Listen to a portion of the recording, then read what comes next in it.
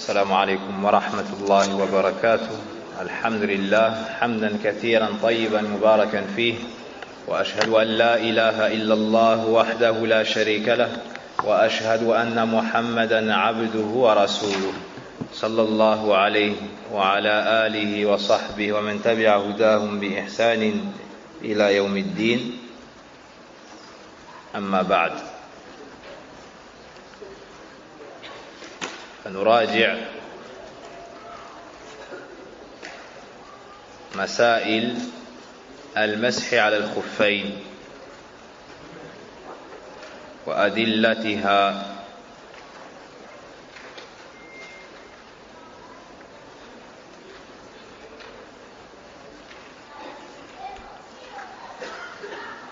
أو أدلتها. Donc nous allons réviser des questions relatives à l'effleurement sur ou bien des chaussons et ce qui y ressemble. Et suite aux différents cours portant sur al-Masah al-Khuffayn, il y a eu de nombreuses interrogations, de nombreuses questions.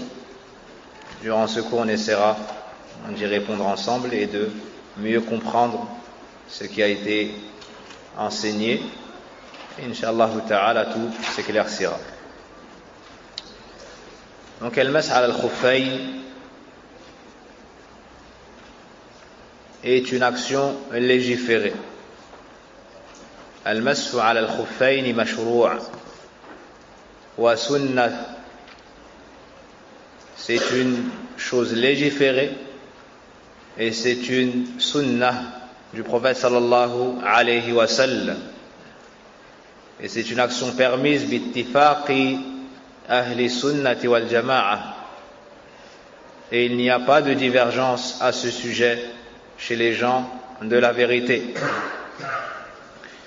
Et c'est une chose qu'Allah subhanahu wa ta'ala facilite à ses serviteurs afin de les alléger.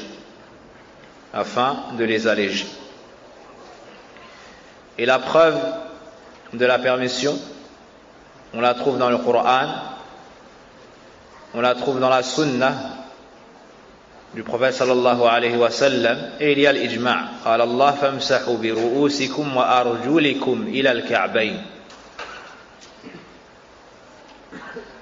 وتواترت السنة أو الأحاديث الصحيحة على جواز المسح على الخفين. Très nombreux sont les hadiths montrant la permission d'essuyer sur les chaussons. وحديث المغيرة ابن شعبة ليس عنكم ببعيد قال كنت مع النبي صلى الله عليه وسلم في سفر فهويت لأنزع خفيه فقال دعهما فإني أدخلتهما طاهرتين فمسح عليهما. Donc Al-Mughira ibn Shu'ba radiyallahu anhu était avec le prophète sallallahu alayhi wa sallam en voyage. Et lorsqu'il a voulu lui retirer ses chaussons afin qu'il finisse ses ablutions, le prophète sallallahu alayhi wa sallam lui a dit laisse-les car je les ai enfilés alors que j'étais en état de purification. Puis il a essuyé sur ses chaussons. Et Ali ibn Abi Talib radiyallahu anhu nous dit لو كان الدين بالرأي لكان أسفل الخف أولى بالمسح من أعلى وقد رأيت النبي صلى الله عليه وسلم يمسح على ظاهر خفين. Ali ibn Abi Talib radiyallahu anhu nous dit si la raison était, ou plutôt si la religion était avec la raison, le bas des chaussons aurait été plus à même d'être essuyé que le haut. Mais j'ai vu le prophète sallallahu alayhi wa sallam essuyer sur le haut de ses chaussons.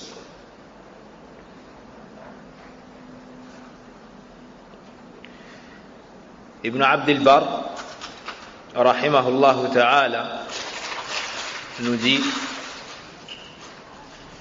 المسح على الخفين لا ينكره إلا مبتدع خارج عن جماعة المسلمين فأهل الفقه والأثر لا خلاف بينهم في ذلك بالحجاز والعراق والشام وسائر البلدان إلا قوما ابتدعوا فأنكروا المسح على الخفين.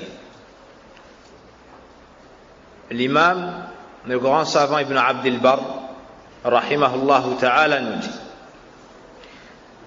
l'effleurement des chaussons ne le rejette qu'un innovateur qui sort du groupe des musulmans. Les gens de la jurisprudence, les savants du fiqh et du hadith, il n'y a aucune divergence entre eux, que ce soit au Hijaz, que ce soit en Irak, que ce soit au Sham et dans tous les pays, il n'y a aucune divergence entre eux quant à la permission de cela. Si ce n'est auprès d'un groupe de personnes qui ont innové et ont donc rejeté l'essuyage sur les chaussons. La parole est plus longue que cela. Puis, nous avons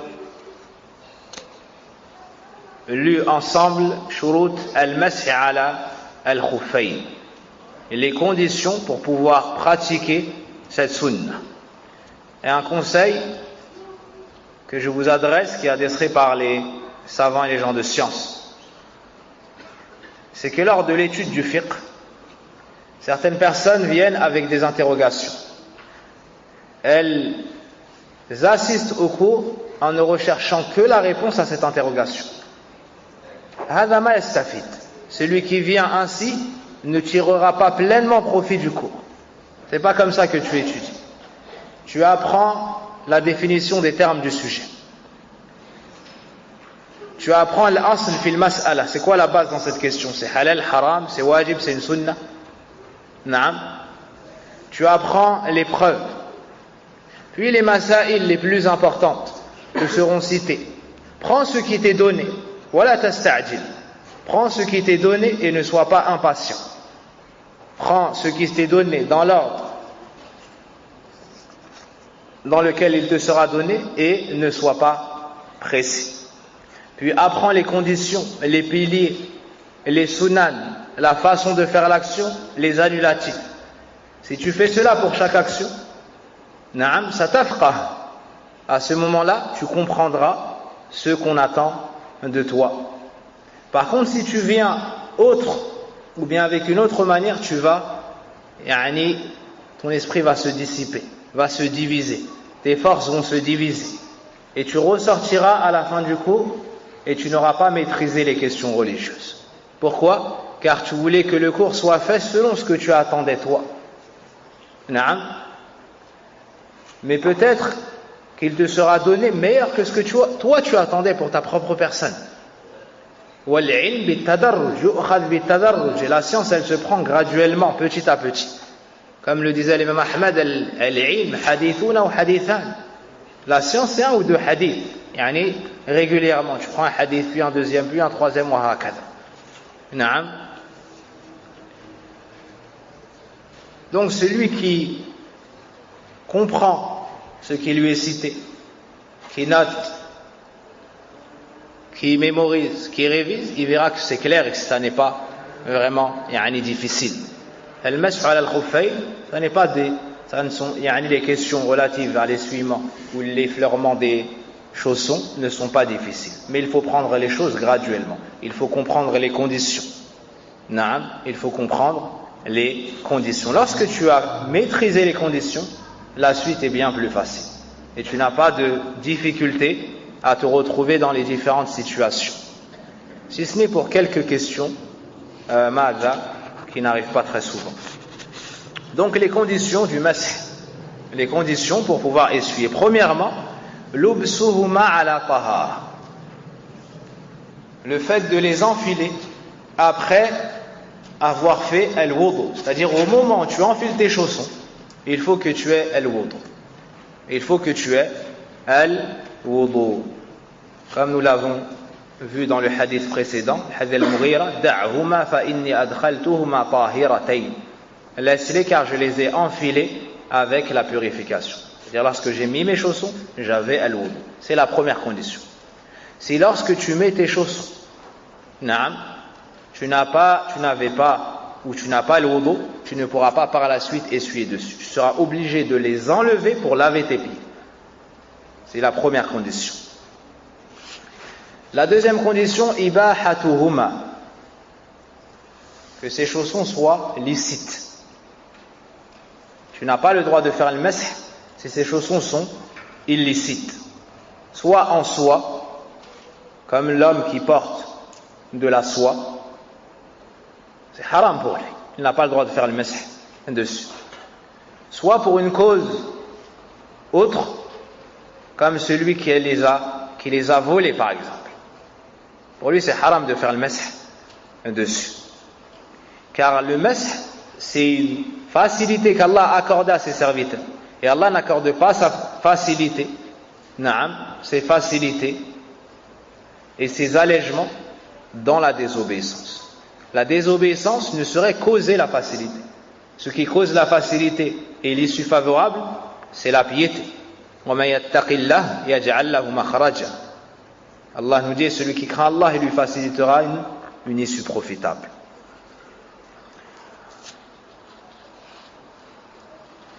La troisième condition, taharatuhuma. Taharatuhuma. Ay al-ayniyya. Que tes chaussons soient purs. C'est-à-dire que la matière des chaussons ne doit pas être impure. Comme des chaussons qui seraient faits de chien, de peau de chien ou de porc. De choses impures. Et il ne s'agit pas ici du mot impur dans le sens il y a une impureté qui a touché les chaussons. Il ne s'agit pas de ça. Car celui qui a une impureté qui a touché ses chaussons, cela ne l'empêche pas de faire le masih. Si ce n'est qu'au moment de vouloir faire la prière, il sera dans l'obligation d'enlever l'impureté. De nettoyer ses chaussons afin d'enlever l'impureté. Donc faites la différence, comme on l'avait fait dans l'introduction, entre al-najasa, al-ayniyya, c'est la chose impure en soi. Même en la lavant 1000 fois, tu ne pourras la rendre pure. Et la najasa hukmiyya. Et la najasa hukmiyya, celle qu'on peut faire disparaître en la lavant, ou d'une autre manière selon la chose. La quatrième condition, c'est que ce soit pour al-wudu, les petites ablutions. Quant à la personne qui a l'obligation de faire al-ghusl, elle ne peut pas faire al-masih, elle ne peut pas essuyer sur ses chaussons, elle aura l'obligation d'enlever ses chaussons. Voici les conditions pour pouvoir faire al-masih. Voici les conditions pour pouvoir faire al-masih. Est-ce que ces conditions sont comprises? Naam.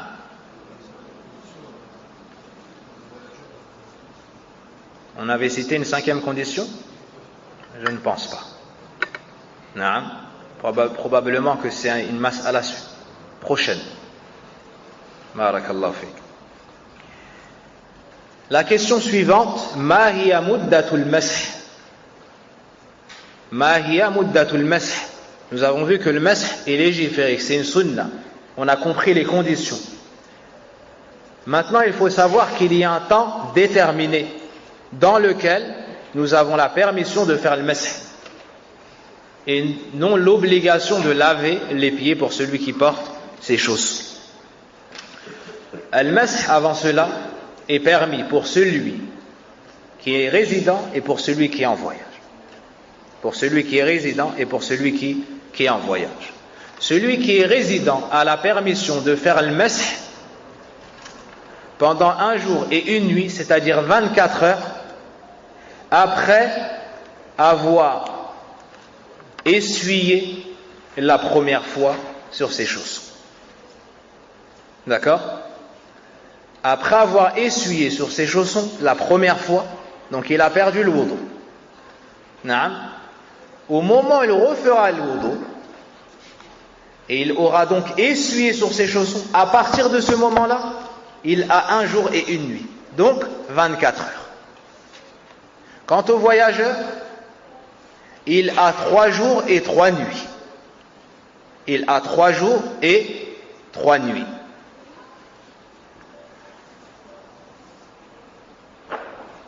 علي بن أبي طالب رضي الله عنه نجي جعل رسول الله صلى الله عليه وسلم 3 أيام ولياليهن للمسافر ويوما وليلة للمقيم رواه مسلم. Et ceci est pris du hadith de Ali ibn Abi Talib dans le recueil de l'imam Muslim. ولكن العاصي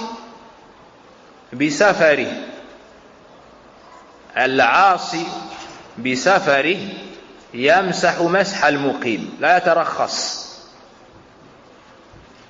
رخصة المسافر. Par contre, les savants ont dit, quant à celui qui voyage afin de commettre le péché, le but de son voyage, commettre le péché. Naam, il voyage pour aller voler. Naam, ou il voyage en Thaïlande pour commettre az-zina. Naam, ou il voyage en Syrie pour rejoindre al-mubtadi'a al-dalla Daesh wa amthala. Naam, où il voyage liyakhruju ala wali al-amr al-muslim. Celui qui voyage afin de combattre le gouverneur, celui qui voyage afin de rejoindre des groupes terroristes, celui qui voyage afin de rejoindre des innovateurs égarés, ignorants comme Daesh et leurs semblables. Naam, cette personne-là, aasi bisafari, son voyage en soi, c'est un péché. Il n'aura pas le droit de faire al-rukhsa.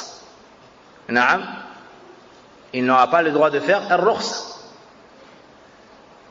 Celui et celle qui se sauvent, naam, de leurs parents, sans la permission de leurs parents, qui se cachent, puis qui pleurent, puis qui partent, et laissent leurs parents ici, en larmes, aller frapper à toutes les portes.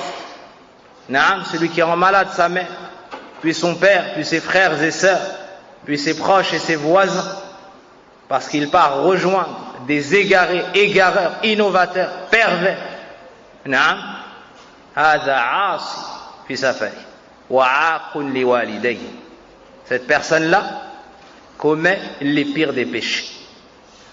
Naam, commet parmi les pires des péchés. Uquq al-walidayn. Uquq al-walidayn, la désobéissance envers les parents. Naam.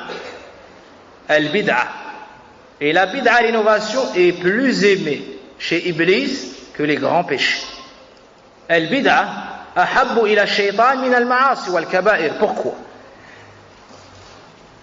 Car du péché, tu t'en repens, tu sais que c'est mal. Mais l'innovation, celui qui est dans l'innovation, il croit qu'il se rapproche d'Allah, il croit qu'il fait le bien. Naam. Ces gens-là, lorsqu'ils mettent des bombes ou lorsqu'ils tuent les gens, et ainsi de suite, ils pensent qu'ils se rapprochent d'Allah subhanahu wa ta'ala. Ou lorsqu'ils enlèvent des gens, ils pensent qu'ils se rapprochent d'Allah subhanahu wa ta'ala. Alors qu'ils ne font que s'éloigner, jour après jour, minute après minute, d'Allah subhanahu wa ta'ala, et se rapprocher du shaytan. Iyadhan billah.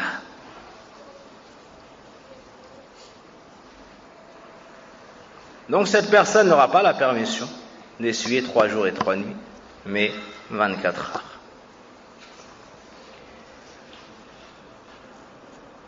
Donc, à partir de quand nous commençons à compter la période dans laquelle il nous a été permis d'essuyer sur les choses? À partir du premier essuyage, du premier effleurement. Naam. Pas à partir du moment où tu perds el wudu. Pas à partir du moment où tu perds el wudu. Donc on ne compte pas selon le nombre de prières. Il se peut que tu fasses le mess plus de 5 prières. Plus de 5 prières. Par exemple, Abdullah se lève le matin. Il fait el wudu. Il lave ses pieds. Il enfile ses chaussons ou ses chaussettes. Et vous remarquez que depuis le début, je dis le mot chaussons. La mas'ala des chaussettes viendra avec l'épreuve, incha'Allah ta'ala.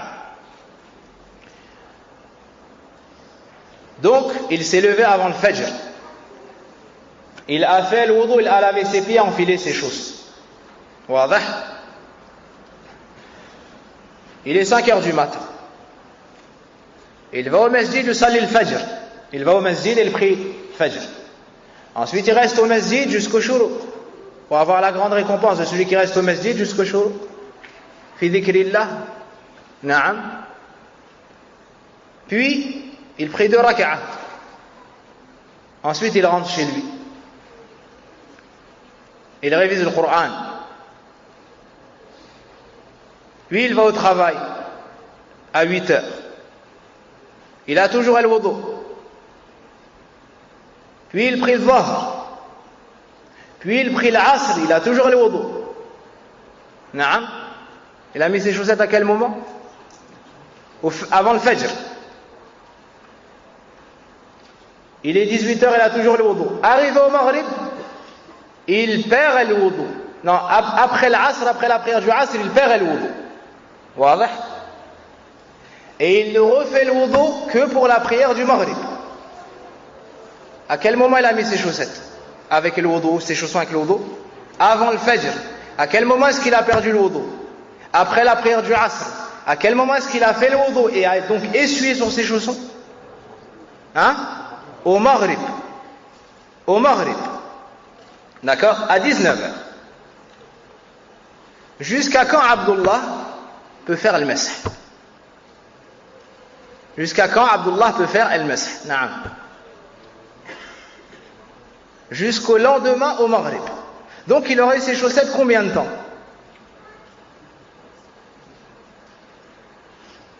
Hein? Plus de 24 heures. Il les a mis par exemple à 4h30 du matin ou à 5h du matin. Ça fait combien d'heures? Comptez. Comment? 24 heures et il a rajouté 15 heures. 24 heures et il a rajouté 15 heures. Donc c'est pas selon le nombre des prières. On compte à partir du moment où il a fait le masih, où il a essuyé sur ses choses. À partir de ce moment-là, il y a 24 heures. Donc s'il garde le wudu, toute une journée, même s'il a mis ses chaussettes le matin, cette journée, on ne la comptabilise pas dans le temps du masih qui lui reste. On comptabilise, on compte à partir du moment où il a fait le masih pour la première fois. Est-ce que ce point-là est clair? Ce point-là n'est pas clair? S'il fait le masih, il n'a pas perdu le wudu. Comment? S'il fait le masih, il refait le wudu, mais il n'a pas perdu. Pour avoir la Allahu a'lam. Une fois qu'il part les ablutions qu'il fait le masih, Allahu a'lam. Note la question, je vais la poser, Inch'Allah. Je ne sais pas. Est-ce que ce point est compris? Wadah? C'est pas clair? On ne compte pas les 24 heures ni à partir du moment où tu as mis tes chaussettes, ni à partir du moment où tu as perdu le wudu. Mais on compte les 24 heures à partir du moment où tu auras essuyé sur tes chaussettes en refaisant le wudu pour la première fois. Est-ce que c'est clair? Alhamdulillah. Après avoir compris cela, il nous faut savoir maintenant comment s'effectue le masih.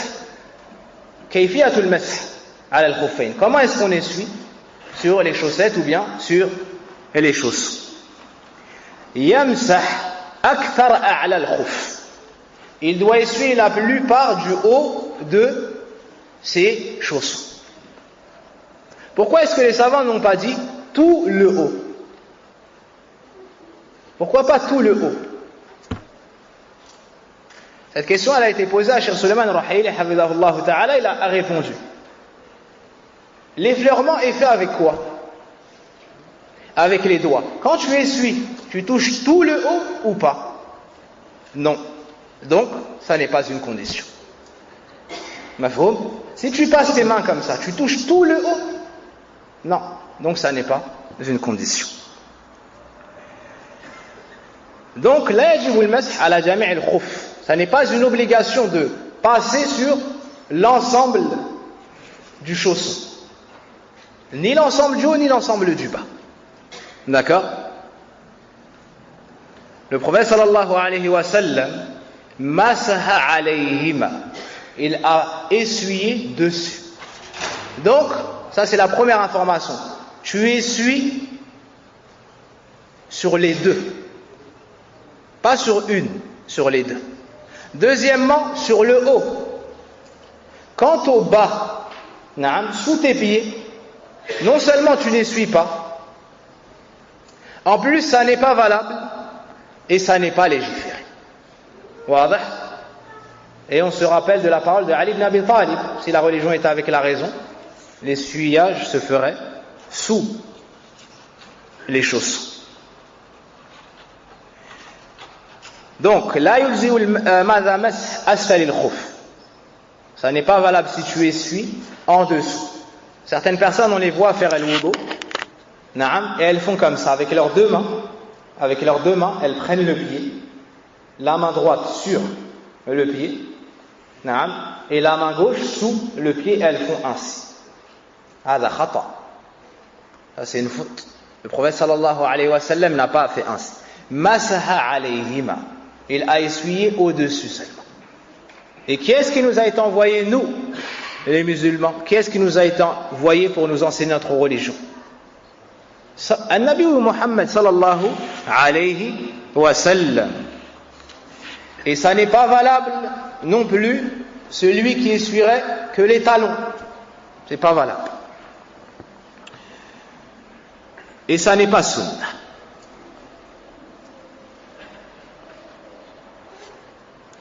Est-ce que tu dois passer tes deux mains en même temps ou pas? Indaman. Naam. Pas obligatoirement. Wal aqrab ila sunnah. Et la chose la plus proche de la sunnah, naam, essuyer les deux en même temps. Qu'est-ce qui nous ferait dire ça? Parce que le Mughira ibn Shu'ba nous dit wa masaha alayhima. Et il a essuyé sur les deux.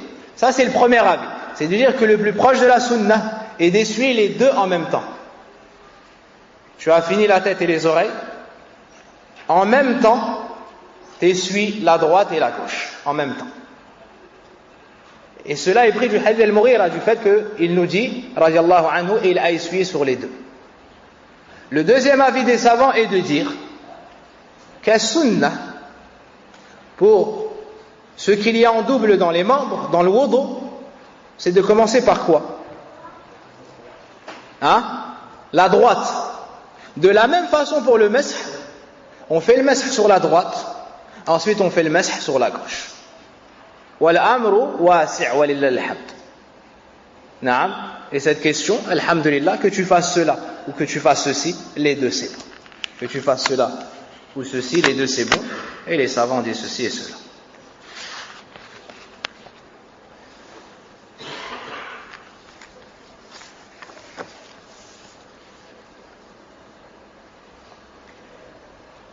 Pour essuyer, tu n'as pas besoin de remplir tes mains d'eau ou de tremper tes mains dans un seau. Et il te suffit d'avoir les mains mouillées pour essuyer sur tes chaussettes. Et ne laisse pas la porte du west-west s'ouvrir à toi. Personne fait le mess. Ensuite elle dit non, peut-être qu'il n'y avait pas. Elle reprend de l'eau. Mais je ne vois pas que c'est mouillé. Alors elle, là, tes mains mouillées, khalas. T'as tes mains mouillées, tu passes. Tu passes sur le haut de tes chaussons. Wa yakfika dhalik walhamdulillah.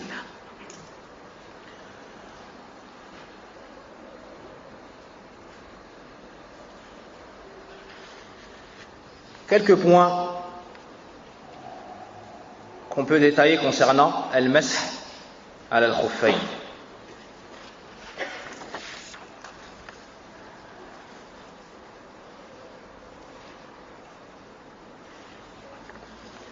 Nous avions cité la question du mieux à faire entre le mash et al-ghusl. Et la conclusion était de dire le mieux c'est d'essuyer tantôt et de laver tantôt. Mais le plus souvent tu laves. Car c'est ainsi qu'a fait le prophète sallallahu alayhi wa sallam, et la preuve, les nombreux hadiths où il lavait ses pieds. Et tu essuieras plus particulièrement lorsqu'il y aura un besoin ou une difficulté comme le froid, comme la maladie, un besoin, une difficulté comme le froid, comme la maladie. Naam.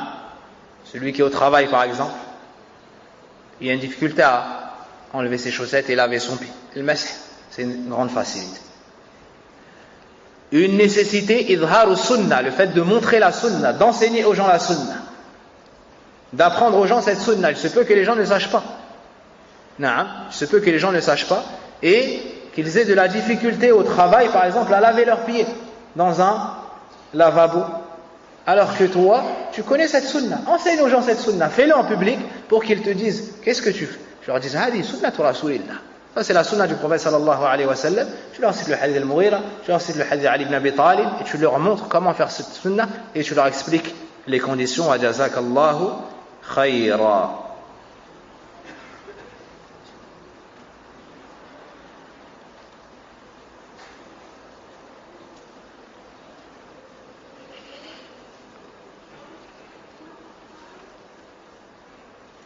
طيب.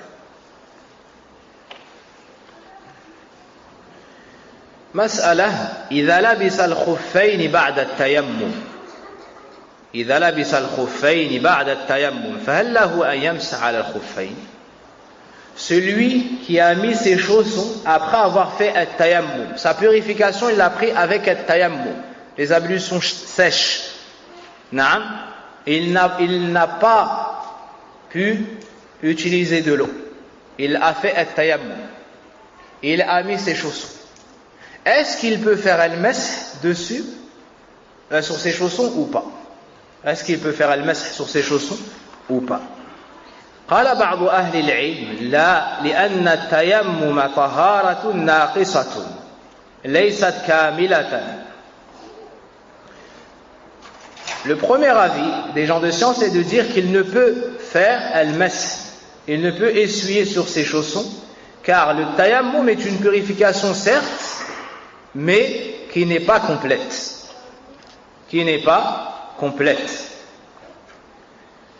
Et ce qui prouve cela est que dans le cas où il trouverait de l'eau, il lui serait obligatoire d'utiliser cette eau. Deuxièmement, ils ont dit التيمم رافع. نعم عفوا التيمم لا يرفع الحدث بل إنما هو مبيح. Aussi ils ont dit que le tayammum n'enlève pas l'état d'impureté. Il ne fait que permettre à la personne de faire des actions qui étaient conditionnées par l'état de purification. Voici le premier avis. الشيخ سليمان الرحيلي حفظه الله تعالى dit والراجح أنه يجوز. Le Cheikh Suleiman al-Rahayli hafidahullah ta'ala, savant de Ménène, a dit, et l'avis prépondérant est de dire qu'il peut faire le masih sur ses chaussons même s'il a fait at-tayammum, même s'il a acquis sa purification avec at-tayammum, لأن التيمم طهارة كاملة في حق من احتاج إليه. Car at-tayammum, c'est une purification complète pour celui qui s'est retrouvé dans le besoin de faire at-tayammum et qui n'a donc pas pu utiliser al-ma. Et si la législation l'a permis, c'est que ça ôte l'état, ça enlève l'état d'impureté. Si ce n'est que illa anna al-farqa bayna at-tayammum wal-wudu'a anna al-wudu'a rafi'un lil-hadath لا إلى أمد والتيمم يرفع الحدث إلى أمد وهو وجود الماء. Quelle est la différence donc dans l'état de purification entre celui qui a fait al-wudu et celui qui a fait tayammum? C'est quoi la différence entre les deux? Si le shir nous dit que tous deux peuvent faire al-masih, il nous dit la différence, c'est que lorsque tu fais al-wudu, ça t'enlève l'état d'impureté sans limite de temps. C'est-à-dire, tant que tu ne commets pas un des annulatifs de l'wudu, tu as le wudu. Alors que celui qui a fait tayammum, cette purification qu'il a acquis, elle a un temps, une date butoir. C'est quoi? C'est le moment où il trouvera de l'eau. Le moment où il trouvera de l'eau.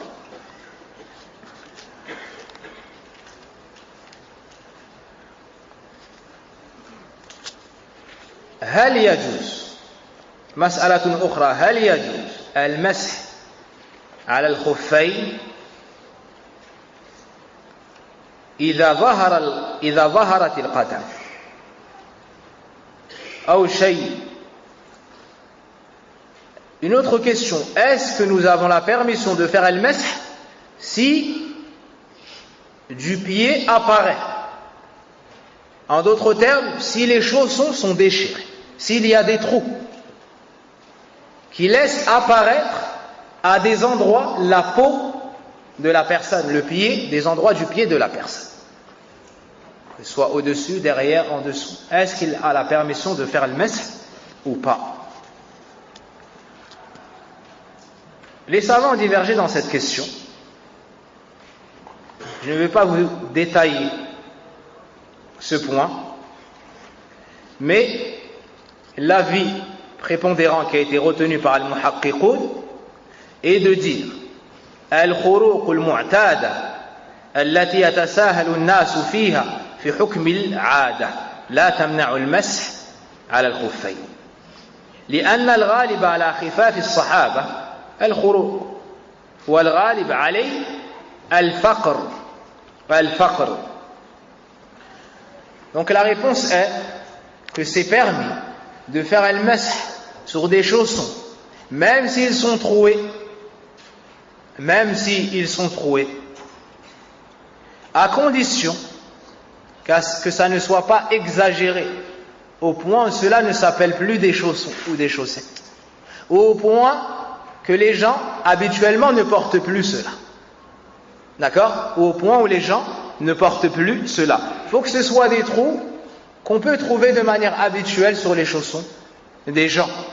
D'accord? Au point où la personne, même en ayant cela, elle se dirait c'est pas grave.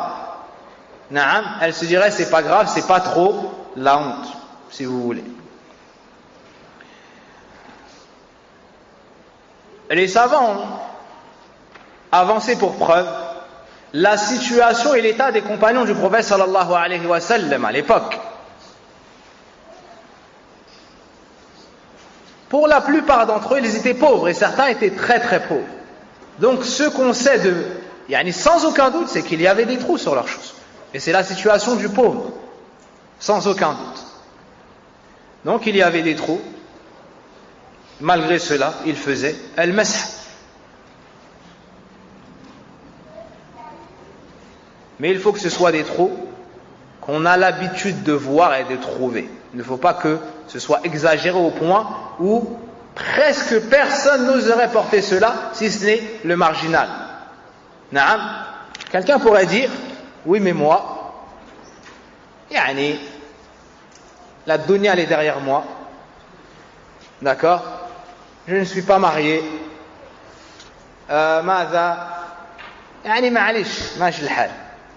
c'est quelqu'un qui, comment on va dire ça, il ne se soucie guère du regard des gens, à un point tel qu'il peut mettre des chaussons troués de partout, en haut, en bas, devant, derrière, au point où, par exemple, les 4 doigts de pied apparaissent. Lui, il dit ma'alish. Il dit donc, moi, vu que je mets ça, je peux faire le masah. Les ulama, ils ont dit non. Lui, il est marginal. Il est marginal, ce n'est pas une chose habituelle.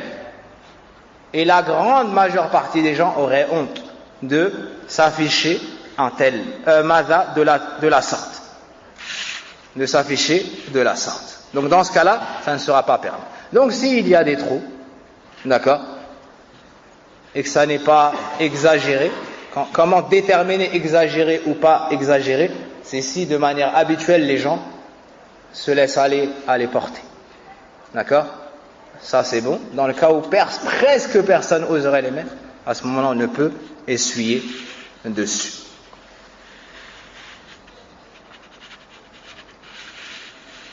Il a fini en disant wal-ibratu bil-ghalib. Ce qui compte, c'est la majorité, c'est-à-dire est-ce que la majorité apparaît ou la majorité est cachée? Est-ce qu'on appelle ça vraiment des chaussettes, des chaussons ou pas vraiment? Si oui, oui, sinon non. Non.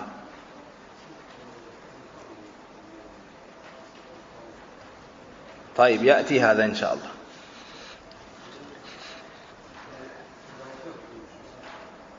طيب هذا كذلك يأتي. بارك الله فيك. Concernant les femmes, beaucoup de questions, les collants et des choses qu'on ne connaît peut-être pas encore. Inch'Allah, ça viendra. Maintenant, la grande question, al-mashu ala al-jawrabayn, et les chaussettes. L'effleurement des chaussettes. Hal yajuzu al-mashu ala al-jawrabayn? Est-ce qu'il nous est permis, tout comme il nous est permis d'essuyer sur les chaussons, d'essuyer sur les chaussettes, ou pas? Na'am ala sahih, oui, cela est permis selon l'avis le plus plausible. Yumsahu alayhima bimufradihima. La réponse est que oui, selon l'avis prépondérant des gens de science, nous avons la permission d'essuyer sur les chaussettes, tout comme nous avons la permission d'essuyer sur les chaussons, sans avoir autre chose en plus des chaussettes. C'est-à-dire que la personne qui a simplement des chaussettes peut essuyer dessus. On ne conditionne pas le fait qu'elle ait des chaussettes et en plus de ces chaussettes, des chaussons ou autre chose. Non, c'est sur ces chaussettes, elle peut faire le mash, même si elle n'a que au pied mada ses chaussettes. Même si elles sont fines. Même si elles sont fines. Walau kanat khafifatayn. À condition que la plupart du pied n'apparaît pas. À condition que la plupart du pied n'apparaît pas. Cheikh Sulaiman al-Hayli a dit haqiqatan, n'apparaît pas. Haqiqatan, ce qu'on comprend de sa parole, c'est-à-dire lorsqu'on dit n'apparaît pas, c'est-à-dire ça ne veut pas dire voir la couleur du pied, ou voir le pied. C'est-à-dire, comme on parlerait de trou. Vous avez compris? C'est-à-dire, si le vêtement couvre le pied, c'est ça la condition. S'il couvre le pied, c'est bon. S'il ne couvre pas le pied, ça n'est pas bon. D'accord? Et ça répond à la question qui est posée souvent sur quoi? Sur les collants des femmes. Et sachez qu'il y a une divergence sur cela. Certains savants disent non.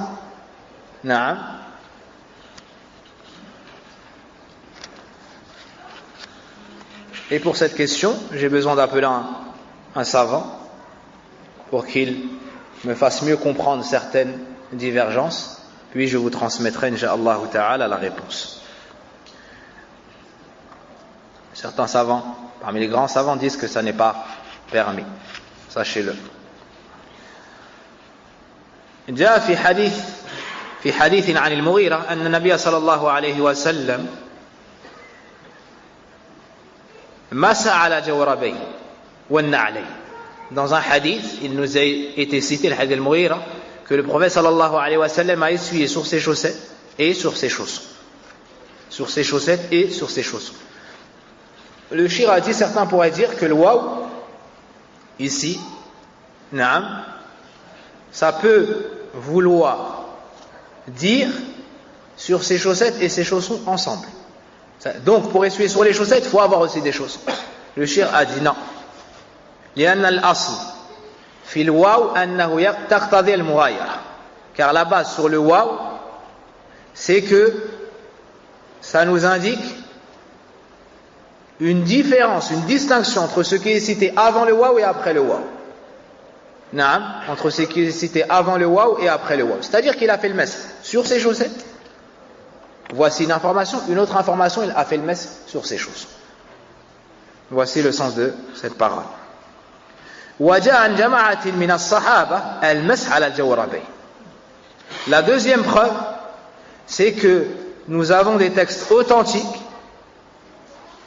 qui montrent que Sahaba, que des compagnons, ont essuyé sur leurs chaussettes. Qui montrent que les compagnons ont essuyé sur leurs chaussettes. قال أحمد الإمام أحمد رحمه الله تعالى يذكر المسح على الجوربين عن 7 من الصحابة أو 8. L'imam Ahmed rahimahullah ta'ala a dit, le masih sur les chaussettes a été observé sur 7 ou 8 parmi les compagnons du prophète sallallahu alayhi wa sallam. وذكر ابن المنذر المسح على الجوربين عن 9 من الصحابة. Ibn al-Munzir nous dit, on a cité, on a rapporté le masih sur les chaussettes de 9 parmi les compagnons du prophète sallallahu alayhi wa sallam. وقال ابن قدامة رحمهم الله ولا يعلم لهم مخالف في عصرهم فكان إجماعا. Ibn Qudama رحمه الله تعالى nous dit,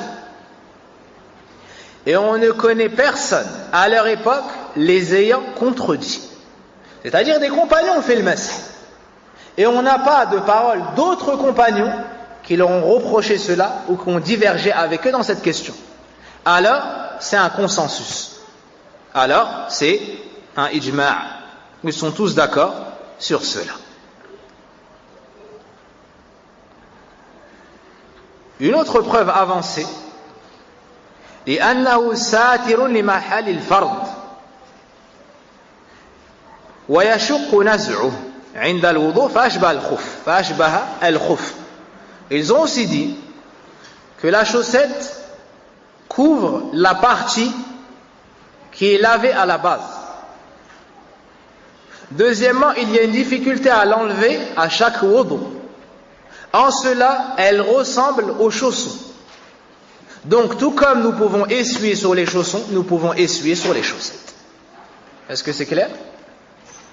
Et l'imam al-Albani rahimahullah ta'ala nous dit, les textes que nous avons utilisés pour permettre l'effleurement des chaussons, nous les utilisons pour permettre l'effleurement sur les chaussettes.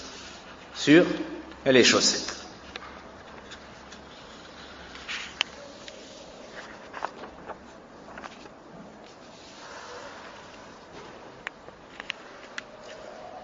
Voici pour l'effleurement des chaussettes.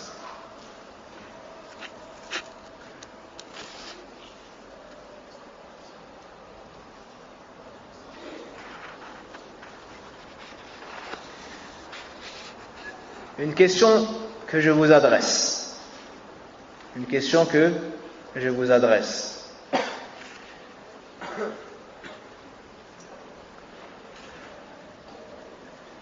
Les chers frères, vous qui êtes entrés à la mosquée, est-ce que vous pouvez fermer, ou le frère qui entre à la mosquée, est-ce qu'il peut fermer?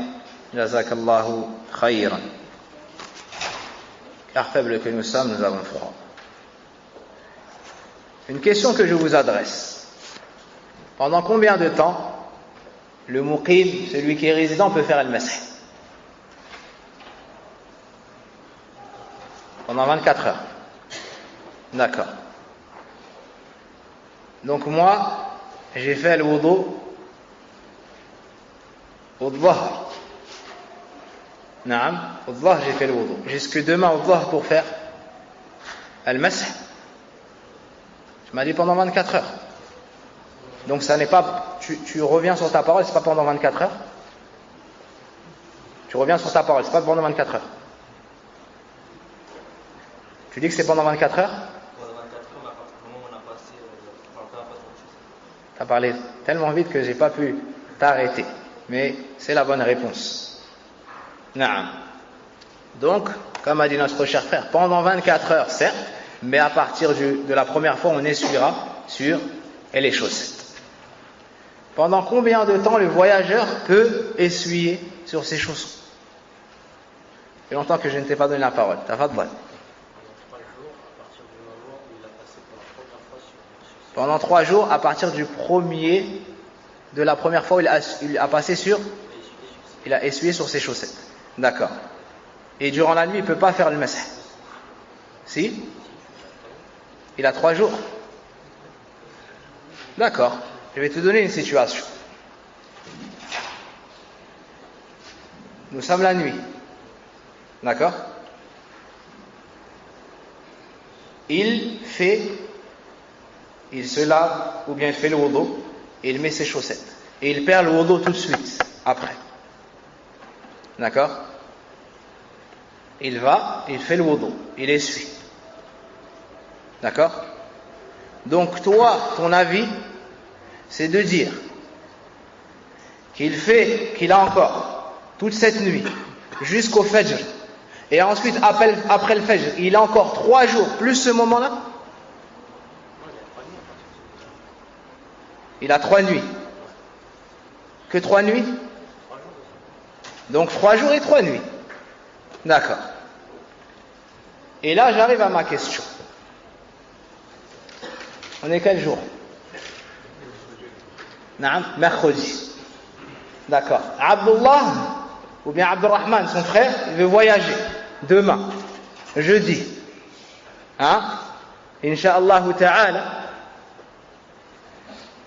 Et il a fait le wudu le matin. Et le vol est au Asr. Il a fait le wudu le matin. Il a perdu le wudu avant l'Asr. Il a fait le wudu au Asr. Alors qu'il est chez lui. Il va au masjid. Ici. Vous suivez ou pas? Et il voyage après l'Asr. Il prend l'avion et il va en Umrah. C'est clair ou je répète? Et il a fait al-wudu le matin. Pour la prière du matin. D'accord? Il a perdu le wudu avant la prière du Asr. Il a refait le wudu, il a fait le masih. Il est en voyage ou il est résident? Il est résident. Après l'Asr, il voyage. Wadah? Pendant combien de temps est-ce qu'il peut faire le masih?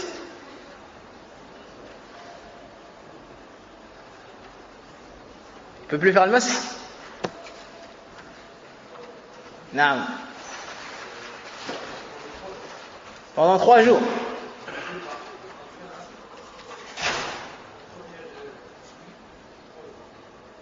À partir du moment où il a essuyé pendant 3 jours. Après l'Asr.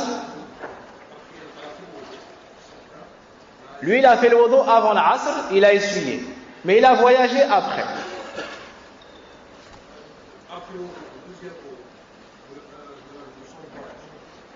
كلمني بالعربية. أيوة. هذا مسعى قبل العصر كان مقيما. أيوة.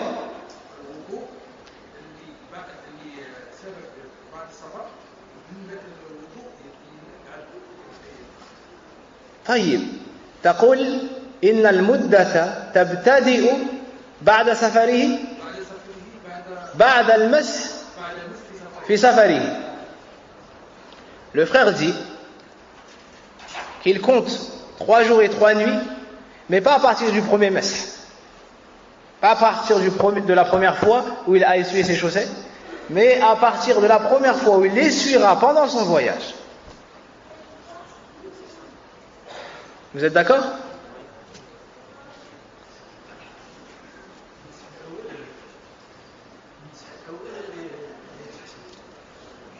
المسألة الأول الذي تحسب.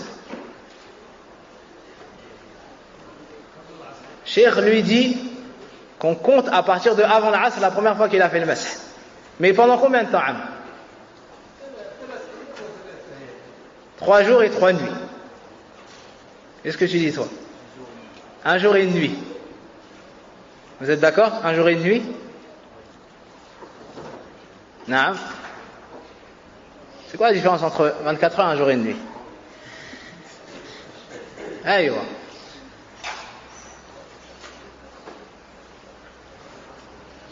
Je suis fatigué, mais pas à ce point-là. Naam. Naam.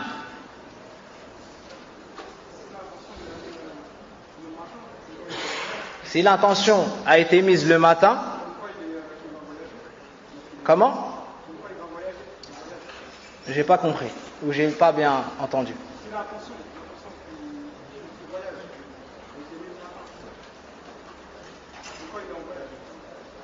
Si l'intention a été mise le matin, il est en voyage? D'accord. Si tu es chez toi et tu mets l'intention du voyage, et c'est pendant Ramadan, tu jeûnes pas? Tu jeûnes? Tu jeûnes ou tu jeûnes pas? Tu as l'intention de voyager. Tu m'as dit, moi je reprends tes termes. Tu jeûnes ou tu jeûnes pas? C'est Ramadan, c'est obligatoire. Cherche pas un échappatoire. C'est là que ça se passe. Ramadan.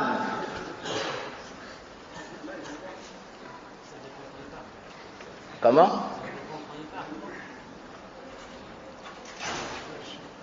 Man yufarrij anna. Toi, tu le sauves carrément. طيب. Il va mettre en pratique le dars, il va faire le wudu. Donc, qu'est-ce qui nous donne une réponse claire? Toi, tu es revenu du bled, donne-nous une réponse claire.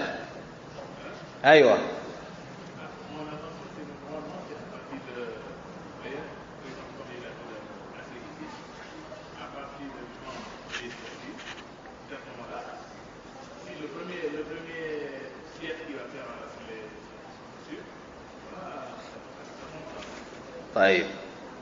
Je vais vous rajouter une difficulté à cette difficulté. Il est en voyage, finalement il se plaît, et khalas, il habite là-bas maintenant. Il est en voyage, un jour. Finalement il se plaît et il reste. Il fait le mess combien de temps? Non, ça c'est une autre question. Ça c'est une autre question. Vous réfléchissez, vous écoutez l'adhan, vous répétez les termes du adhan, ensuite vous faites la dua, puis on revient à notre question. Et sachez qu'entre l'adhan et l'iqama, les duas sont mustajaba, donc demande à Allah Azza wa Jal qu'il augmente notre science.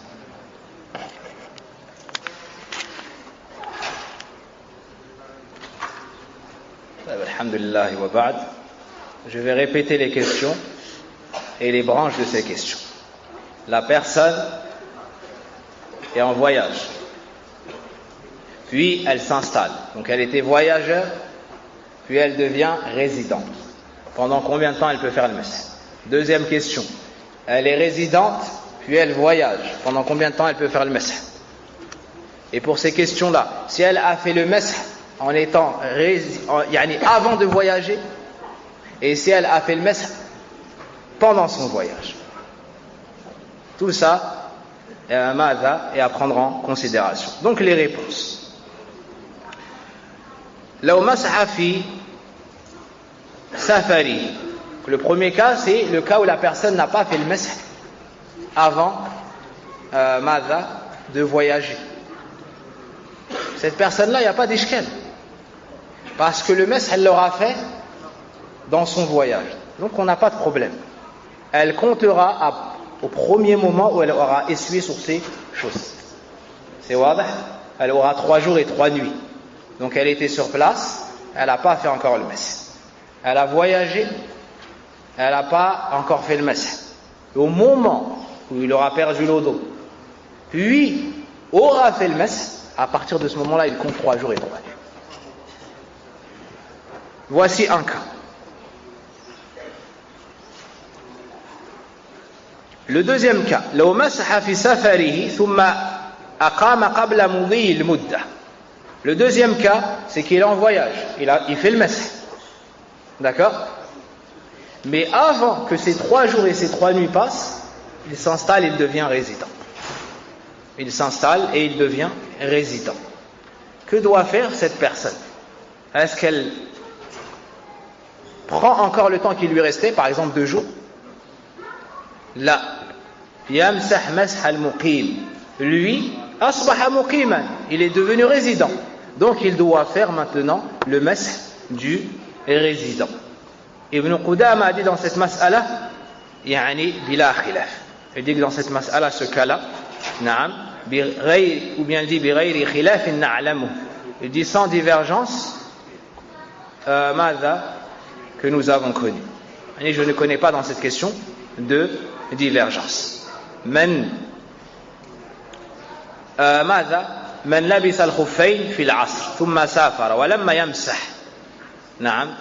Donc celui qui a mis ses chaussons au asr, il n'a pas encore fait le masih, puis il a voyagé. طيب ابتدأت المدة بعد المسحة الأولى. Cette personne, le masih, plutôt elle comptera à partir du premier moment où elle aura fait le masih dans son voyage.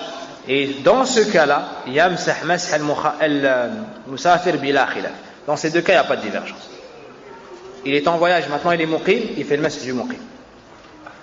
Il part sans avoir fait le masih, et pendant son voyage seulement il fait le masih du voyageur. Dans ces deux cas-là, il n'y a pas de divergence. Taïb. Ensuite, le troisième cas. Man labis al-khuffayn fi al-hadar. Celui qui a mis ses chaussons en étant résident. Wa masaha alayhima. Ça, c'est le cas que je vous avais demandé au début. Il est sur place. Il fait le wudu, il fait le masih. Thumma safar, puis il voyage. Falyamsah masah al-muqim am al-musafir. Est-ce qu'il pourra faire le masih du voyageur ou bien il devra faire le masih du résident? Al-rajih annahu yamsah masah al-musafir. L'avis prépondérant est de dire qu'il fait le masih du voyageur, même s'il a commencé son masih madha en étant résident. Pourquoi? Parce qu'on regarde son cas. C'est quoi son cas? On le regarde, il est voyageur, donc il prend les rukhas du voyageur. Tant qu'il entre dans les caractéristiques du voyageur, il a le droit de prendre la permission du voyageur.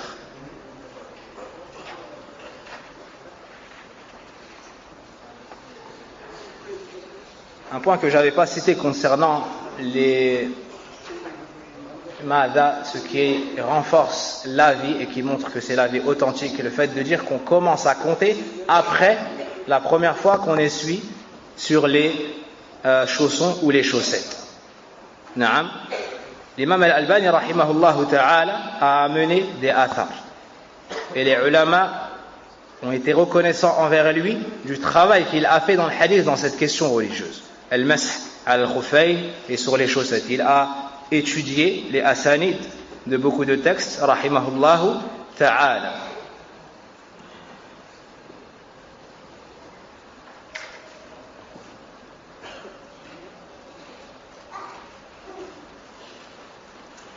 روى الخلال أثرا في هذا أن عمر رضي الله عنه قال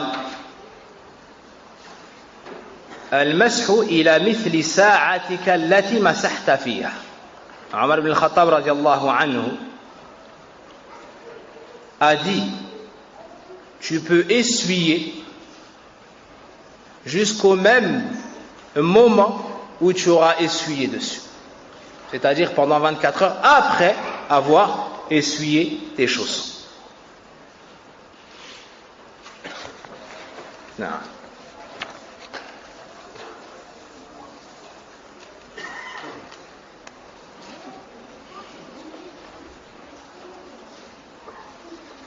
Prochain cours, Inch'Allah Ta'ala, on reprendra certaines questions qui peuvent être problématique. On verra qu'est-ce qui annule la permission de faire le masih.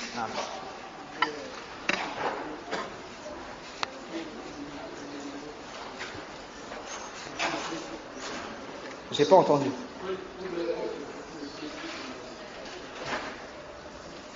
Pas compris.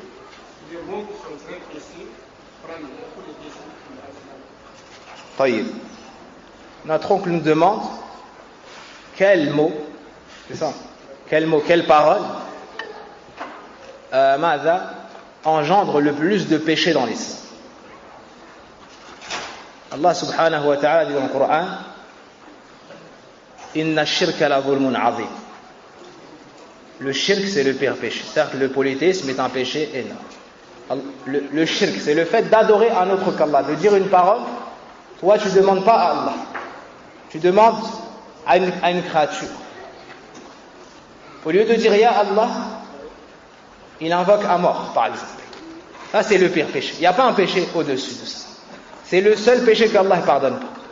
Allah dit dans le Coran, Inna Allah la yaghfiru an yushraka bihi wa yaghfiru ma duna dhalika liman yasha. Certes, Allah ne pardonne pas. Allah ne pardonne pas qu'on lui donne un associé. En dessous de ça, il pardonne à qui il veut. Parmi les pires péchés avec la langue, le fait de parler dans la religion d'Allah sans science. Celui qui parle dans l'islam, il parle dans la religion d'Allah, il dit ça c'est halal, ça c'est haram. Allah subhanahu wa ta'ala dit que c'est le pire péché dans le Coran.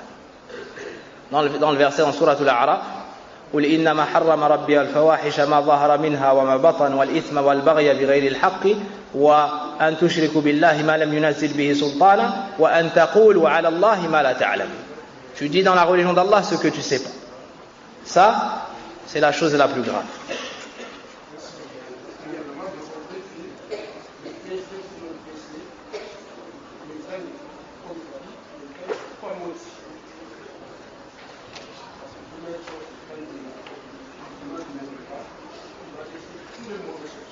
Eh. Non. Eh. صحيح. بارك الله فيك. وصل اللهم بارك على نبينا محمد وعلى آله وصحبه أجمعين. اللهم علمنا ما جهلنا وانفعنا بما تعلمنا وزدنا علما. اللهم اغفر لنا ذنوبنا وكفر عنا سيئاتنا وتوفنا مع الأبرار. اللهم إنا نسألك الهدى والتقى والعفاف والغنى. اللهم يا حي يا قيوم برحمتك نستغيث أصلح شأننا كله ولا تكلنا إلى أنفسنا طرفة عين. اللهم اصلح ذرياتنا اللهم اصلح ذرياتنا اللهم اصلح ذرياتنا. اللهم ارحم آباءنا وأمهاتنا. اللهم اغفر لأمهاتنا وآبائنا. سبحانك اللهم وبحمدك أشهد أن لا إله إلا أنت أستغفرك وأتوب إليك.